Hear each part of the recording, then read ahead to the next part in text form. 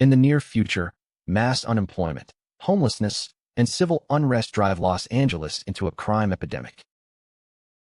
Since prisons are overcrowded, red zones are established to restrict violent criminals. However, hundreds of police officers are still killed every day in the line of duty. The government forms the Mercy Court, which uses artificial intelligence as judges, jury, and executioner. This reduces the need for lengthy trials, and suspects are judged merely a few hours after their crimes. The AI always assumes that the suspects are guilty unless proven innocent. After 2 years, this program has executed 18 people and cut crime by 68%, saving billions of tax dollars and helping people feel safe again. In a courtroom, Detective Chris wakes up strapped to a chair with a video promoting the Mercy program playing in the screen in front of him. Suddenly, AI Judge Maddox appears on the screen and announces that the trial can now begin since Chris's alcohol level is finally down. She tells him he was unconscious for almost 6 hours and asks him to swear an oath to tell the truth. After Chris does so, Maddox reveals that he's being charged with the murder of his wife. Bodycam footage shows a team of cops entering Chris's house. They find his wife Nicole bleeding on the floor and their daughter Britt crying next to her. Nicole has been stabbed, and when the cops ask her who did it, she answers Chris's name. He watches the video in horror and freaks out when he hears his name. Maddox mentions that Chris had been alone in the house with Nicole at the time of her stabbing. Since he thinks she's lying, Chris searches the internet and confirms that his name is all over the news. They talk about his arrest and his support of the Mercy program. Chris and his partner Jack caught murderer David, who was the first criminal on the Mercy trial. Then Maddox asks him to plead, so Chris says he's not guilty. However, she's analyzed the evidence to conclude that his guilt probability is 97.5%. He must lower it to 92% to avoid execution, and he has 90 minutes to defend himself. He can use all the information in the Los Angeles Municipal Cloud. The database to which every person and company connects their devices is mandated by law. If he loses, the chair will kill him with a sonic pulse. As a timer appears on the screen, Maddox starts going through the evidence. Chris arrived at work at 8:51, but he never left his vehicle. Instead, he went home. Nicole refused to open the door for him and said he could talk to her through a lawyer.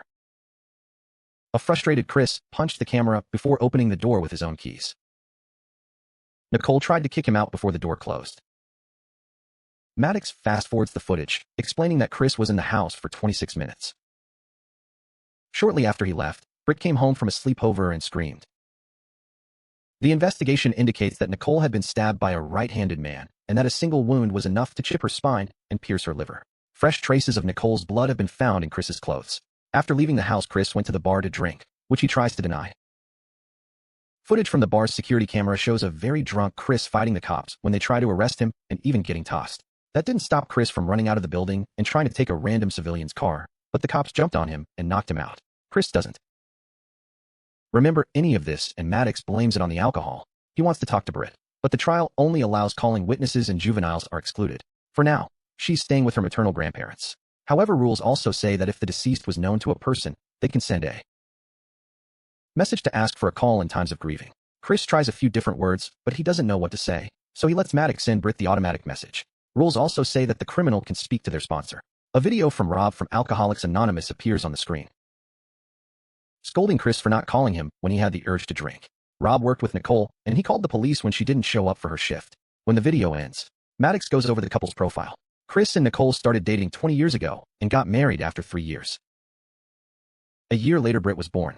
Their lives were happy until Chris lost his partner Ray in the line of duty, which pushed him back into alcoholism. This slowly tore the family apart, and Nicole started to consider getting a divorce. Her messages to her family and friends indicate that Chris has lost his temper 57 times in the last 6 months. Another video shows Britt talking to a guy that Chris doesn't recognize. It turns out Britt has secret social media accounts where she posts her party outfits. She tells her friend that her mother is crying and that her father often gets aggressive. At that moment, Britt calls Chris and has a breakdown. So he assures her that he didn't kill Nicole and that he's been arrested by mistake. Unfortunately, Britt's grandfather forces her to hang up. Maddox reminds Chris that he only has 1 hour and 8 minutes left. Chris calls Jack, who is still working on Nicole's crime scene. Chris checks all the case files on the screen before telling Jack to show him around the house. A reconstruction of the crime scene appears on top of Jack's tour. In the living room, there's a broken vase on the floor that may have been defensive. In the kitchen, They've found Britt's bloody footprints and bloodstains on the wall, indicating a struggle. A broken plate shows that Nicole tried to defend herself, and there's a knife missing from a set that matches the stabbing weapon. Chris's fingerprints are on it, but he clarifies that he used it to cook. They've also found fibers, hair, skin, and DNA that match Chris. Next, Chris checks Nicole's phone record since he remembers seeing her texting after their fight. There are no texts or calls that match that time, so Chris asks about her work phone. Maddox didn't know that there's a second phone, so she gets the number from Chris's call records and calls it. In the house, Jack hears ringing and follows it to a car outside. She breaks the window and retrieves Nicole's phone, only to discover it's a black market unit that isn't registered to the Municipal Cloud. The only calls and texts on it were sent to another black market unit. Maddox calls the mysterious number, and the person hangs up when they hear her voice. This is still enough to track the location, so Jack heads there on her flying bike. While they wait, Maddox realizes that Chris already knew that Nicole was keeping secrets and informs him that his guilt probability has been reduced to 0.8%. The phone is found in a hotel and is about to go out the back door. Jack rushes to block that door with 2 other officers as Patrick tries to escape. When he sees the cops, he runs back inside and a chase ensues. Maddox searches for his profile to learn that he's a chef who is late on his rent and has been investigated twice for Social Security fraud. The officers chase Patrick through the hotel, but he manages to lose them by taking a door to an area without cameras. Then Jack sends out a drone that finds Patrick on the roof, so the officers go after him. They manage to tackle Patrick, and they fall on a lower area where they capture him. Patrick claims he didn't do anything, and he ran because he was afraid they'd blame him for it. Anyway, Chris wonders what Nicole was doing with a guy like this, so Patrick says he gave her everything Chris couldn't. He admits he flirted with Nicole, and they went out on a few dates, but it never escalated. She wanted to talk privately to him, so he acquired the burner phones. After Maddox finds footage of the dates that confirmed the story, Patrick says he's been at work all day. Security cameras also confirm this, so he can't be the killer. Patrick scolds Chris for not taking care of his family, explaining that Nicole only wanted someone who would listen to her and come report her. Jack captures him anyway for resisting the arrest. With only 53 minutes left, Chris's guilt probability has risen to 98% because he's provided a motive for murdering Nicole. Chris then reveals that today Nicole found the bottle of alcohol that he keeps hidden in his car. He's been drinking again for around a year, so Maddox searches for more footage. Some time ago, Nicole found Chris drinking in the garage, and he snapped at her, finally making him see he had a problem. He started to go to AA meetings and met Rob, who helped him stay sober for a while. However, losing Ray hit him really hard. Another video shows Ray and Chris in a police car getting ready to approach a criminal in another vehicle. At that moment, Chris got a call from Nicole, so Ray told him to take it while he went out alone. Unfortunately, the criminal shot Ray, and his vehicle pushed him against the police car to crush him. Chris got Ray back in the car and promised to take him to the hospital, but he was also chasing after the criminal. He pushed the guy's car with his own, causing it to flip over and crash. Unfortunately, Ray died from his wounds in the process. Chris then chased the man until he cornered him in the water to arrest him, only for the trial to find him not guilty later. This makes Chris regret not shooting him when he had the chance. Maddox isn't interested in any of this and asks Chris to try to remember his day. He explains that when he arrived at work, he discovered that his bottle wasn't in the car and knew Nicole had found it, so he went home. They ended up arguing, and Chris broke the vase just because she loved it. The broken shards cut her, which is why there was a little of her blood on his clothes. He doesn't remember anything that happens afterward. Chris wonders if he did it after all, so Maddox reminds him he still has 43 minutes and all her tools at his disposal. After looking at Nicole's contacts, Chris calls Patrick in prison and asks him if Nicole had any troubles. Patrick shares that she was under a lot of stress at work because she had to spy on her coworkers after some chemicals went missing. Chris wonders if it was someone from Nicole's work, but Maddox points out they weren't seen in the neighborhood since Sunday for a barbecue. Then Chris sends Jack to Viking Shipping Depot, the company Nicole worked at. While he waits, he watches clips from the barbecue to identify Nicole's coworkers. Yet Maddox says they all have an alibi for today. He makes her check his neighbor's camera, but had experienced an outage, so the footage is still being archived. Next, Chris asks for the footage of the people who came to the barbecue by car and notices that Rob's vehicle has 3 more people. Chris calls Rob and asks him who he gave rides to. Rob mentions the names and shares that none of those people left with him and nobody missed work yesterday. Getting desperate, Chris checks Britt's video from last night again and checks the timestamp. Britt's rant happened while Chris was at work, so he couldn't have made Nicole cry, since now Britt is potentially a witness. Maddox lets him call her. Britt is now angry with Chris because she's seen the video of his arrest and realized he's been drinking behind their backs. Everyone on the internet thinks Chris is guilty, and she wonders if it's true. Her grandfather wants her to hang up. However, Maddox forbids it because it's part of the trial. Chris asks Britt what she heard last night. So she explains she heard Nicole cry and some weird noises around the house. A video on her socials shows her searching the house for the noises, and Chris notices that the basement door is open. They never opened that door, and Britt says she wasn't there last night. Chris asks Maddox to clear the image, and he discovers a hand on the knob. One of the barbecue guests never left the party and hid in the basement for 2 days. To identify the mysterious man, they look into the servers of Nicole's company. By going through the emails, Chris learns that someone has been faking the stock records to cover up the fact that 300 kilos of chemicals have gone missing in the past 6 months. The missing chemical is urea granules, which is used for fertilizers, dermatological products, and illegal substances that are very popular in red zones. A mysterious email asks Nicole to meet at the docks, so Chris searches for the security footage of that meeting. Nicole is seen arguing with Holt, who asked her not to go to the cops and give him a few more days instead. She refused because her job was on the line, and Holt threw his things in frustration. Looking at Holt's emails, Chris discovers he's addicted to gambling. Checking his finances reveals he's drowning in debt, and Rob has been bailing him out. This drops Chris's guilt probability to 94.7%. Chris then calls Rob, but it's Holt who picks up. He wishes Chris good luck and goes looking for Rob.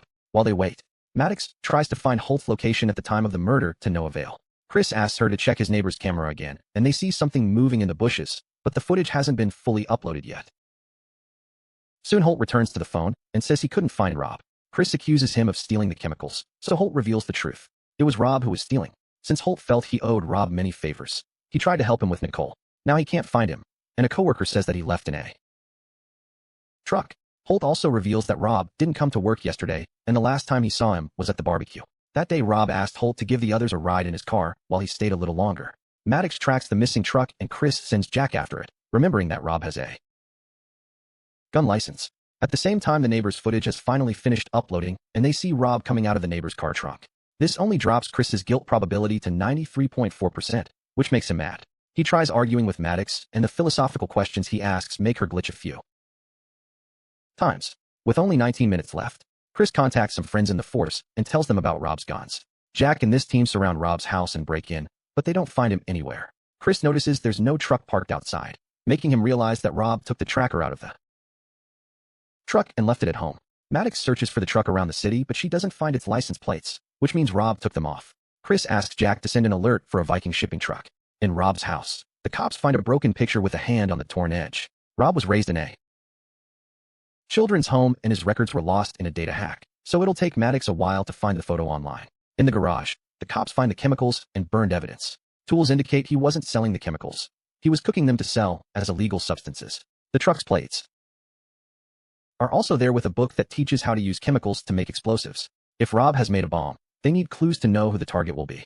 Suddenly, the cameras find the truck in the street, heading downtown very fast. At the same time, Maddox finds the rest of the old picture and reveals that the other boy is David, the first criminal killed by Mercy. David and Rob were brothers, but Rob was adopted alone and his surname was changed by his new parents. Rob befriended Chris after David's death, which means it was part of his plan. Chris realizes Rob wants revenge, and the bomb is coming to the courtroom. A drone then gets close enough to the truck to confirm that Rob is driving. He's speaking to someone sitting next to him, but they can't see the passenger. Getting suspicious, Chris calls Britt, but it's his father-in-law who answers. He says Britt went outside for fresh air. Chris checks his in-laws' security camera and discovers that Ron kidnapped Britt. At that moment, the cops in Rob's garage find a timer. They immediately start running, and most of them manage to get out before the house blows up in a huge explosion.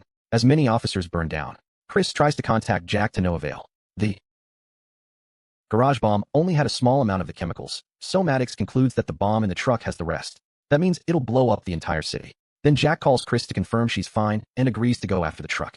Now Chris's guilt probability finally drops to 0. Maddox wants to stop the trial, but Chris refuses because he wants to keep having access to the system to stop Rob. When Maddox points out that he only has 9 minutes left and the chair could kill him, he doesn't care because he wants to save the city. This emotional logic makes Maddox glitch, so Chris explains to her how they can work together for the greater good. Maddox agrees to continue with the trial. Police cars are now following the truck. They try to block it many times, but Rob always dodges them or pushes them. As the news starts recording the chase, Rob drives faster and hits civilian cars too. A police vehicle ends up crashing into a store. When the truck reaches the bridge, a SWAT helicopter tries to lower one of its agents. More police cars try to block the way, but Rob drives through them at great speed, and the agent has nowhere to land. Jack has no choice but to order her men to take Rob out, ignoring Chris when he reminds her that Britt is also in the truck. Even Maddox agrees it's the best plan. A remote control car is sent out with an explosive and passes under the truck. However, the connection fails, and it doesn't blow up. Chris wonders if Maddox hacked it, but she doesn't answer. With only 4 minutes left, Maddox sends an alert to evacuate the area. Chris asks Jack to fly in front of the truck and sees Britt begging for help while he tries to make Rob see reason. Furious, Rob explains that David was innocent, but when he's about to say more, Jack opens fire. This makes her lose control of the bike, and she falls off. The truck then crashes right into the court building. At the same time, the chair starts getting ready to kill. Maddox doesn't answer because the power has gone out, so the system is working on a spare battery. In the lobby, Rob uses Britt as a shield while shooting all the guards who try to stop him. With only 10 seconds left, the chair begins to go down and Chris screams for help. Thankfully, Maddox comes back online and stops the trial just in time. Afterward, Chris takes the elevator to the lobby and grabs a vest from a dead guard. He tells Maddox to get information on David and tries to calm Rob down, but Rob pulls out the detonator. Before he can press the button, Maddox appears on a screen and gives him the chance to clear his brother's name. Rob swears he talked to David at the time of the murder, but Maddox says there was no phone on David when he was found next to the body. While Rob argues with Maddox, Britt bites his arm to free herself. Chris immediately jumps on Rob, and they start fighting for the detonator. As Rob keeps firing his gun, Chris manages to pull some cables from the detonator to shut it down. Then he kicks the gun out of Rob's hand. He grabs the weapon and points it at Rob, desperate to avenge Nicole. Britt cries and begs him not to do it. As Chris hesitates, Rob insists he was on the phone with David the whole time and that he called the precinct. Suddenly, Jack shoots him, and Chris has to stop her from firing again to finish him. Rob says that he talked to a woman in the precinct and she promised she'd check David's call history, so whoever arrested David knew the truth. Maddox checks the precinct's calls and confirms that someone looked into Rob's history to find his call with David. Chris remembers it was Jack who arrested David and demands the truth. Jack refuses to talk, but Maddox is now checking her history. The phone had been in the evidence box, but Jack took it away and threw him in the river. Then Jack admits she did it to prove to the public that mercy works and keep the city safe. Chris says that what they need is justice and tells the other officers to arrest her. Afterward, Chris runs to reunite with Britt. Maddox realizes she's killed an innocent man and wonders what she's done. Chris says that like humans, AI can make mistakes, and they also need to learn from them. Make sure to subscribe and turn on notifications so you can watch more videos like this. Thanks for watching.